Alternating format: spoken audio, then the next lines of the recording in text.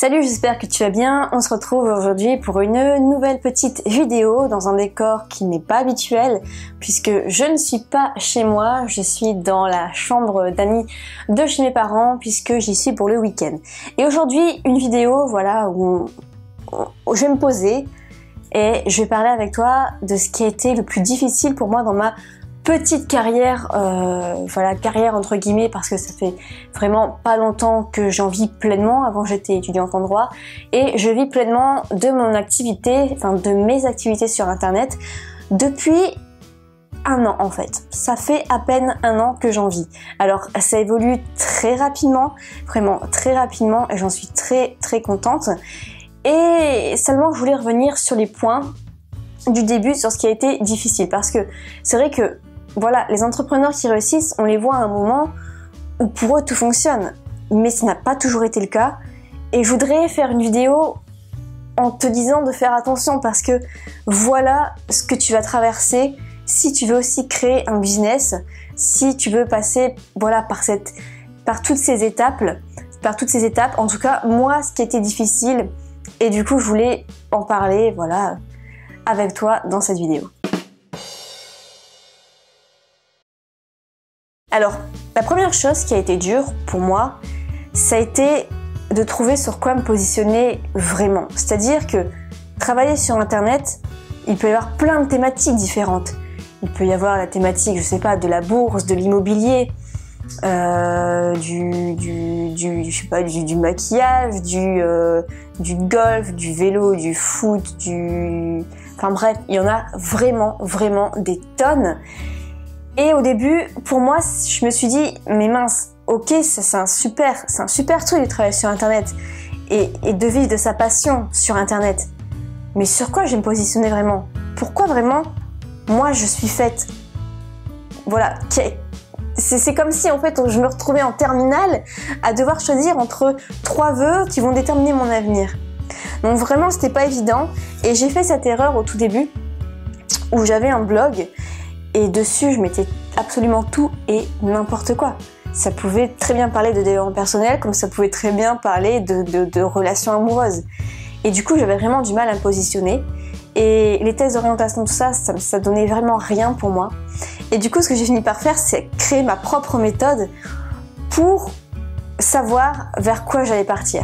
Et d'ailleurs, c'est une méthode que je vends maintenant, c'est une petite formation vraiment pas chère qui s'appelle Trouver sa passion et en faire un business sur internet, où vraiment c'est sous forme d'atelier et les gens comme ça vont trouver des méthodes vraiment peu communes qui n'ont rien à voir avec les tests d'orientation bidon où on te demande juste qu'est-ce que tu aimes faire par-dessus tout, si tu étais pas payé, qu'est-ce que tu ferais, enfin des trucs où si on avait la réponse, forcément ce serait évident.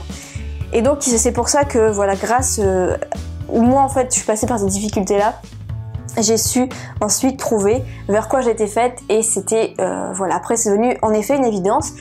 Pour le web marketing, parce que j'adore tout ce qui est créativité, je voulais être graphiste à un moment, voilà, puis faire les miniatures YouTube, c'est un peu mêler ça, faire du montage vidéo, j'adore ça, au lycée, j'étais fan de tout ça.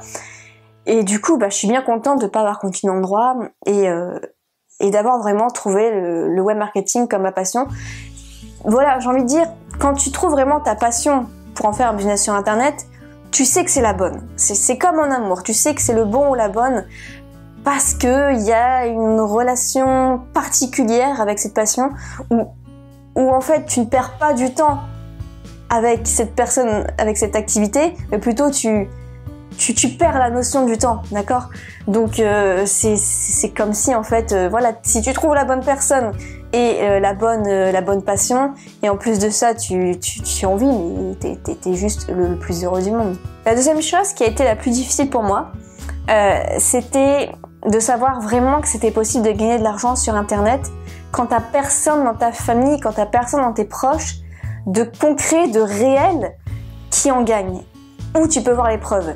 Parce que oui, on va te dire que c'est possible, on va te montrer des captures d'écran, tout ça, d'accord, mais tant que t'as pas encore rencontré la personne en vrai, c'est pas pareil, d'accord? Ton cerveau il fait quand même encore des petits blocages. T'as les petits neurones boucliers qui viennent quand même te dire ouais, mais moi je suis comme Saint Thomas, faut le voir vraiment pour le croire et tout. Donc c'est vrai que c'est un peu encore compliqué. Et pour moi, ça a été difficile. C'est vrai que notre relation avec l'argent n'est pas du tout évidente. On se dit que forcément on veut gagner le plus possible alors que c'est une erreur. Il faut savoir précisément combien tu veux gagner. Voilà, pour être transparente avec toi, quand j'ai lâché, non, j'étais jusqu'au bout de mes études de droit, mais je me suis dit, voilà, les 6 derniers mois de mes études, je gagnais au moins 500 € par mois. Les 6 mois où je me lance pleinement dans mon activité, je gagnais au moins 500 € par mois. Ensuite, les 6 prochains mois, je gagnais 1000 € par mois. Là, de janvier à juin, je me suis dit qu'en objectif, je vais gagner 3000 € par mois. Et les 6 prochains mois, c'est 5000 € par mois. Et si tu te fixes clairement des objectifs, tu vas y arriver, même si c'est financier. Mais au début, c'est vrai que c'est difficile, quand on n'a personne de réel, de savoir que c'est possible de gagner vraiment de l'argent avec Internet, tant qu'on l'a pas vécu soi-même et tant qu'on connaît pas vraiment des personnes. C'est pour ça que c'est important aussi je pense, d'aller à des événements où on rencontre des entrepreneurs, parce que l'air de rien, ton cerveau dedans, il carbure et il se dit « Ah ouais, quand même, si lui il arrive à le faire, moi aussi je pense que je vais pouvoir réussir à le faire. » Une autre chose qui a été difficile, c'est le syndrome de l'imposteur un peu. C'est se dire pourquoi est-ce que les gens me suivraient moi. Peut-être que tu en es aussi un peu victime de ça. Voilà, moi j'étais en plus une fille dans un milieu de web marketing assez d'hommes. Jeune, j'ai commencé, j'avais quel âge, 21 ans 21 ans sur le blog. Ouais, c'est ça. Et du coup, je me disais, mais pourquoi les gens me suivraient moi? Parce que je suis jeune, peut-être que j'ai pas l'autorité du coup, j'ai pas la légitimité. Et en plus de ça, je suis une fille, donc peut-être que, je sais pas, ils accordent moins de crédibilité. Aussi, ce que je voulais te dire, c'est de séparer un peu les choses. C'est-à-dire que tout ça, en fait, c'est parce qu'on met des étiquettes sur toi. Par exemple, moi, pour illustrer, par exemple, ici, le week-end, quand je reviens chez mes parents, voilà, j'ai l'étiquette de la fille qui se prend pas vraiment au sérieux, qui a des réflexions un peu débiles, quoi, un peu légères, qui n'est pas du tout sérieuse, qui n'est pas vraiment carrée, tout ça, qui est timide.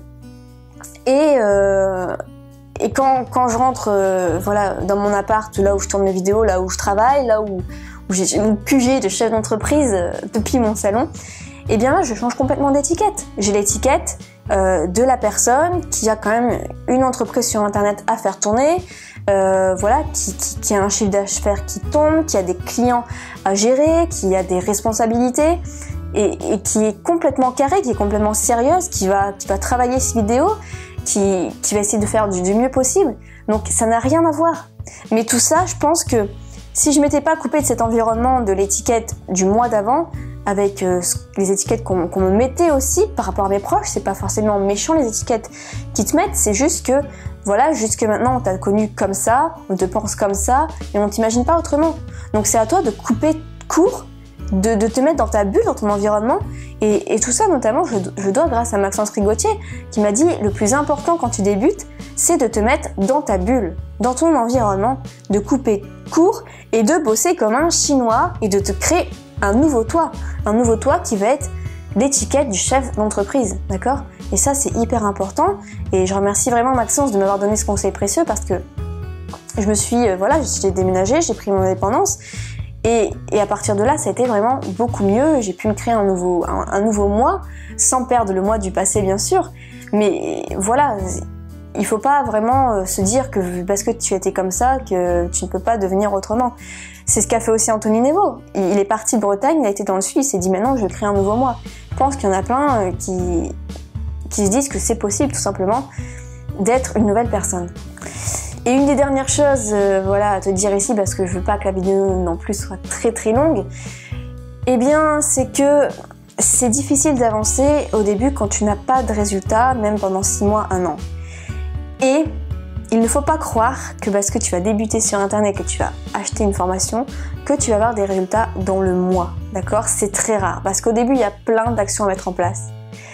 C'est du travail à long terme, c'est du travail qui demande de la patience, faut arrêter de se dire que tu le fais régulièrement pendant 1 mois, t'as pas de résultat et tu dis ça marche pas.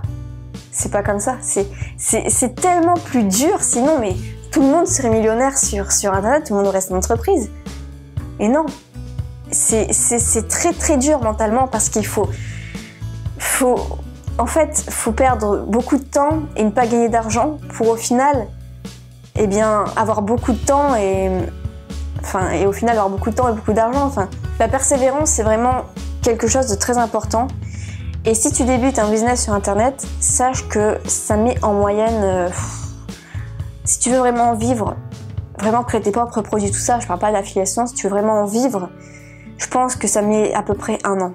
Voilà, au moins 6 mois, 1 an, parce que faut y aller, quoi. Donc, est-ce que tu es capable d'être régulier, d'être persévérant pendant 6 mois, 1 an, et de te dire que tu vas pas en vivre pendant 6 mois, 1 an, qu'il va falloir vraiment faire tous les jours, sans avoir forcément de résultats, et continuer quand même? C'est ça qui est dur mentalement. Mais ceux qui vont jusqu'au bout, c'est mathématique, ils vont y arriver. Donc voilà pour cette petite vidéo un petit peu, on se pose ou je discute avec toi des choses qui ont été difficiles parce qu'il n'y a pas que le côté positif dans tout ça. Je veux pas seulement je veux pas seulement te vendre que du rêve, non. C'est aussi dur et je voulais que tu le saches.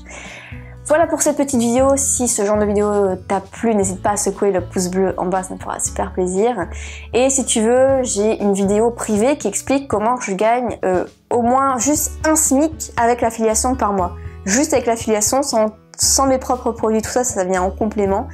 Mais voilà, l'affiliation, c'est vraiment un super bon plan et je t'explique quelques secrets dans cette vidéo. Tu peux la télécharger dans la fiche juste au-dessus ou le lien juste en dessous. On se retrouve dans une prochaine vidéo. Je te souhaite beaucoup de succès. Salut!